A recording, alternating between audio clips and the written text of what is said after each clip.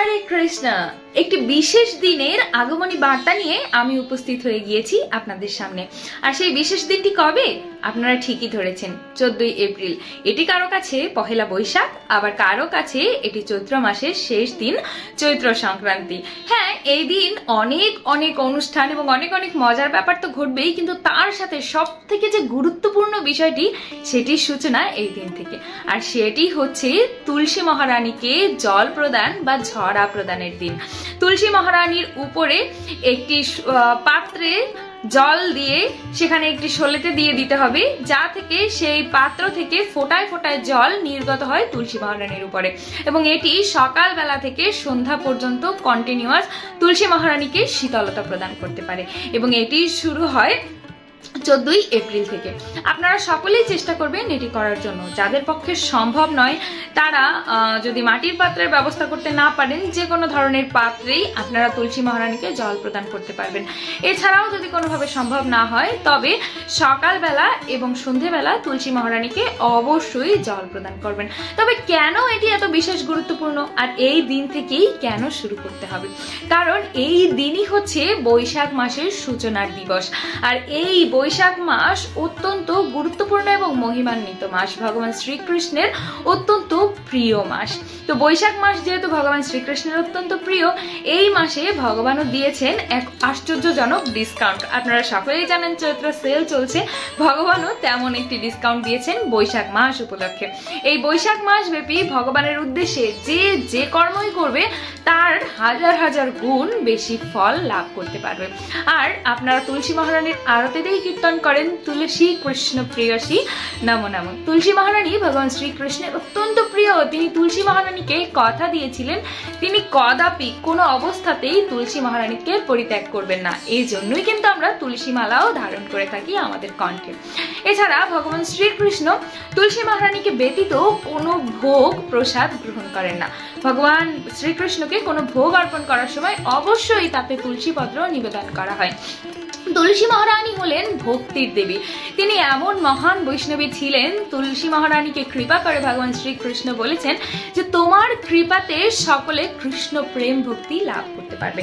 তাই তুলসী মহারানীকে আমরা প্রণাম করি এবং তুলসী মহারানীকে আমরা আরতি করে তার কাছে প্রার্থনা করি আমরা যেন কৃষ্ণ প্রেম ভক্তি লাভ করতে পারি।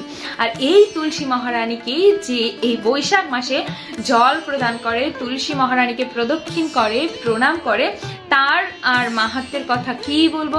তিনি অত্যন্ত ভগবানের প্রিয় পাত্র রূপে অবস্থান করেন। এছাড়া তুলসী মহারানীকে দর্শন মাত্রই সমস্ত পাপ বিদূরিত হয়ে যায়। যিনি তুলসী মহারানীকে জল প্রদান করেন তিনি এই জন্ম কর্ম জরা ব্যাধির এই আবর্তন থেকেই মুক্তি লাভ করতে পারে। এছাড়া তুলসী মহারানীকে প্রদক্ষিণ করলেও অনন্ত জন্মের শত পাপ রাশি ক্ষয় হয়।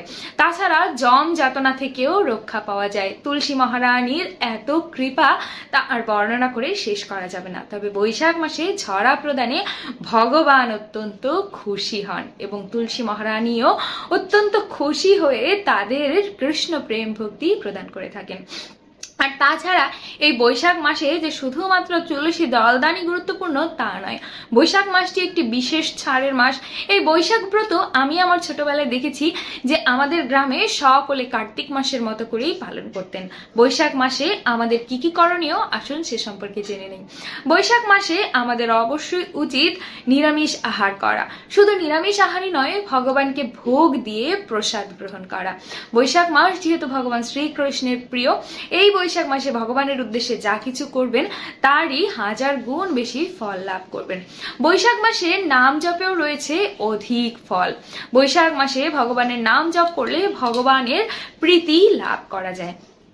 এছাড়া এই বৈশাখ মাসে যদি কেউ ব্রাহ্মণ সেবা, বৈষ্ণব সেবা, ব্রাহ্মণকে তিল দান, গাভী দান, ব্রাহ্মণকে যে কোনো ধরনের দান কেউ করে থাকে, তবে তিনি বিভিন্ন যজ্ঞের সমান ফল লাভ করেন।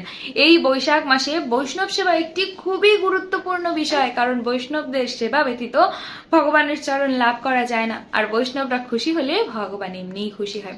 এই বৈশাখ মাসে আমাদের উচিত এই কর্মটি অন্তত করা। বৈশাখ মাসে প্রাতঃ স্নানেরও রয়েছে অজস্র মহিমা। বলা হয়েছে বৈশাখ মাসে কেউ যদি একদিন প্রাতঃ স্নান করেন তবে তিনি সমস্ত তীর্থ স্নানের পুণ্যফল লাভ করতে পারেন। এছাড়া বৈশাখ মাসে প্রাতঃস্নান বলতে বলা হয়েছে যে সূর্য উদয়ের পর থেকে সকাল 6টার ভিতরে, এই সময়ের ভিতরে যিনি প্রাতঃস্নান করেন তিনি সমস্ত তীর্থে যেসব দেবতারা অবস্থান করেন তাদেরও কৃপা লাভ করেন, কিন্তু যিনি এই সকাল 6টার ভিতরে স্নান না করেন তিনিও এই সমস্ত দেবতাদের অভিসম্পদ লাভ করেন এবং নরক যাতনা ভোগ করতে হয়। তাই অবশ্যই আমাদের উচিত বৈশাখ মাসে যেন প্রাতঃ স্নান আমরা করতে পারি। আমাদের উচিত বৈশাখ মাসের সূচনা দিবস থেকেই আমাদের ব্রহ্ম মুহূর্তে স্নান করা, ভগবানের নাম জপ সেবা কীর্তন ইত্যাদি করা, অধিক পরিমাণে ভগবানের লীলা মহিমা অন্যদের কাছে প্রচার এবং প্রসার করা। এই বৈশাখ মাস এত পুণ্যদায়িনী মাস, এই মাসে ঘটেছে সব থেকে পুণ্যদায়িত বিষয়গুলো। যেমন অক্ষয় তৃতীয়া রয়েছে বৈশাখ মাসে, এই বৈশাখ মাসের থেকেই শুরু হচ্ছে চন্দন যাত্রা। এছাড়া এই বৈশাখ মাস পালন করার ফলে রুক্মিণী দেবীও ভগবানকে লাভ করেছিলেন পতিরূপে। এমনই বৈশাখ মাস অত্যন্ত গুরুত্বপূর্ণ মাস।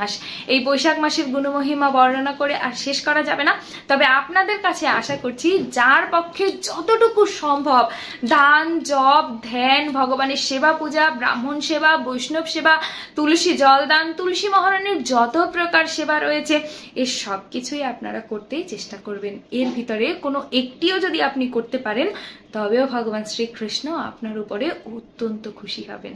হরে কৃষ্ণ।